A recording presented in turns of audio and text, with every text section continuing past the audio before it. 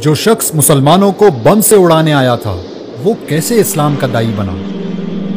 امریکہ کی ریاست انڈیانا کے شہر منسی میں پیدا ہونے والا رچرڈ میکنی ریمبو کی فلمیں دیکھتے ہوئے بڑا ہوا اور اسی کی طرح سخت جان اور طاقتور بن کر دشمنوں کو مارنا چاہتا تھا۔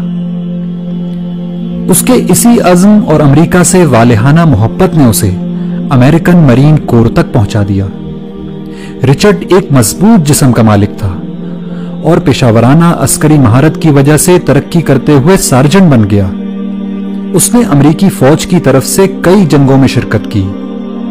رچرڈ اس انتہائی خصوصی چھاپا بردار گروہ کا بھی حصہ تھا جسے بوسنیا کے قاتل ملوسوچ کو زندہ پکڑنے کے لیے بھیجا گیا تھا۔ تمام بڑی بڑی جنگوں میں شرکت کرنے کی وجہ سے اس میں سخت دلی اور بالخصوص مسلمانوں سے شدید نفرت پیدا ہو چکی تھی۔ یہ نفرت اتنی بڑی کہ ایک دفعہ جوتے کی دکان میں اس نے 2 برقع پوش خواتین کو دیکھا تو ان کی گردنیں توڑنے کا ارادہ کر لیا تھا۔ اسی شدید نفرت کے سبب اس نے منسی میں مسلمانوں کی مسجد میں جمعے کے دن دھماکہ کرنے کا منصوبہ بنایا۔ اس کا منصوبہ تھا کہ وہ سینکڑوں مسلمانوں کو بم سے اڑا کر اپنی گاڑی میں بیٹھے ان کے چیتھڑے اڑتے دیکھے گا، لیکن قدرت کو کچھ اور ہی منظور تھا۔ مسجد کو بم سے اڑانے سے پہلے اس نے آخری دفعہ اسلام اور مسلمانوں کو جاننے کا فیصلہ کیا۔ رچرڈ مسجد میں داخل ہوا تو وہاں ایک نمازی نے اس کو خوش آمدید کہا اور پوچھا کہ کیا وہ اس کی کوئی مدد کر سکتا ہے۔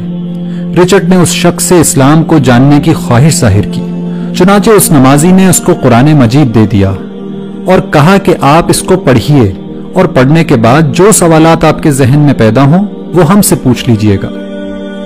چنانچہ رچرڈ قرآن پڑھتا گیا اور مسجد جا جا کر سوال کرتا رہا، یہاں تک کہ 2 مہینے بعد دنیا نے قرآن کا یہ معجزہ بھی دیکھا کہ وہی شخص جو کل مسجد کو بم سے اڑانے کی تیاری کر رہا تھا آج وہیں کلمہ شہادت پڑھ رہا ہے۔